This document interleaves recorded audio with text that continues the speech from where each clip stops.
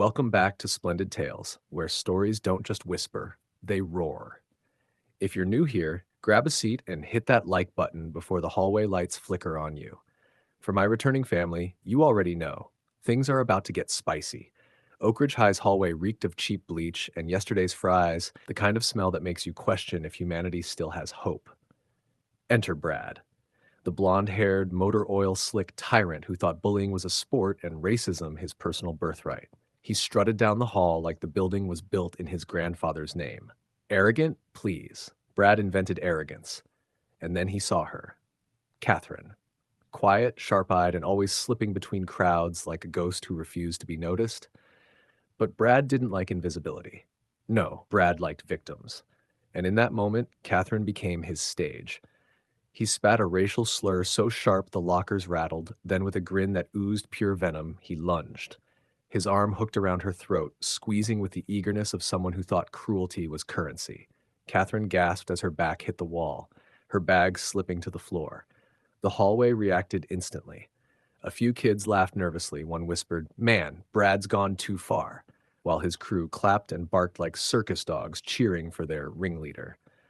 Brad, basking in the spotlight, leaned close and hissed, "How's that for attention, huh?"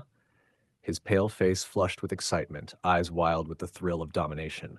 But power, my friends, is glass. It looks solid, feels heavy, but one crack and the whole thing shatters. Brad thought he owned this moment. He didn't. If you're enjoying the heat, smash that subscribe button because Splendid Tales is just warming up. The grip around Catherine's neck tightened, Brad's knuckles whitening like he was holding on to the last slice of pizza at a frat party. He thought he was untouchable. The crowd thought they were watching the highlight reel of Brad's reign of terror. What they didn't know was that Catherine wasn't built for collapse. She was built for comebacks. Her eyes narrowed, not with fear but calculation. In one swift move, she stomped down on his sneaker-clad foot with all the fury of history itself. Brad yelped, balance shifting like a clown on stilts. Before he could recover, Catherine drove her elbow straight into his ribs, a crack that made the hallway echo like a drum. Gasps erupted. Suddenly, the predator looked like a toddler throwing a tantrum in aisle 7. Brad staggered, clutching his side, eyes wide, face drained of its smug glow. "What the?" he wheezed, but Catherine wasn't done. She yanked his arm from her neck, spun out, and shoved him backward into the row of lockers so hard the metal groaned. The sound was delicious, like karma itself had decided to make music. The crowd froze. Brad's gang of sidekicks didn't clap anymore. They shuffled back, embarrassed, one muttering, "Yo, she's wild." Catherine brushed herself off, straightened her jacket, and with the calmest voice ever, said, "You done?" That humiliation sliced deeper than any punch. Brad's entire aura cracked in front of everyone. If you're enjoying this downfall, don't just watch, like, comment, and subscribe to Splendid Tales. Brad tried to laugh it off, the way clowns do when they trip over their own shoes. "She just got lucky," he barked, clutching his ribs like a broken toy. But luck had nothing to do with it. What Catherine delivered was precision, the type that left scars on reputations, not just bodies. The hallway was no longer his kingdom. The same kids who once worshipped his cruelty now whispered like spectators at a funeral. Someone even pulled out a phone, red light blinking, ready to immortalize his downfall for the internet. Brad's pale cheeks flushed tomato red. For the first time in his reign, he was the joke, not the jester. Desperation made him reckless. He lunged again, trying to reclaim authority, but Catherine stepped aside so effortlessly it was almost disrespectful. His face kissed the locker door with a bang so loud the janitor peeked around the corner. "Boy, you okay? Or you fighting gravity today?" The janitor's words sent ripples of laughter through the crowd.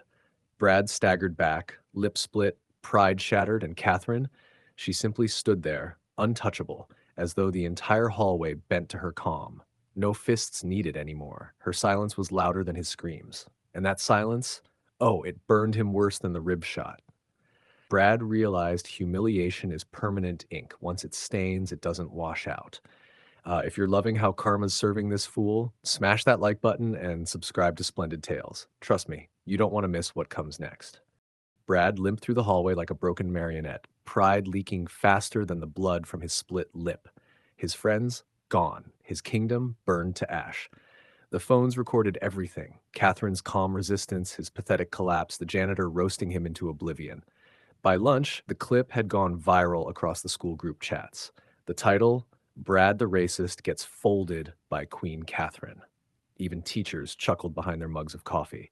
The punishment came swift and merciless. Suspension wasn't enough. His record got stamped with violent incident, and his father, a man who puffed his chest at PTA meetings like a rooster, was dragged to the principal's office in humiliation. Catherine, meanwhile, walked the halls like the silence before a storm, untouched, respected. People who once ignored her now nodded with quiet admiration. Brad's power dissolved faster than salt in boiling water. But humiliation is an artist, and it painted Brad's downfall in broad strokes. His racist slurs were replayed on loop, captions mocking his every move. By the end of the week, the same boys who once clapped for him now avoided eye contact, desperate not to be caught on camera next to a sinking ship. And Catherine? She didn't gloat. She didn't need to. Her victory was carved in every hallway whisper, every laugh behind Brad's back, every teacher's watchful glare that said, "Step out of line again, and you're finished." This was Splendid Tales. Family. If you enjoyed watching Karma chew up Brad and spit him out, don't just sit there. Like, comment, and subscribe for more stories that hit harder than reality itself. Until next time, stay splendid.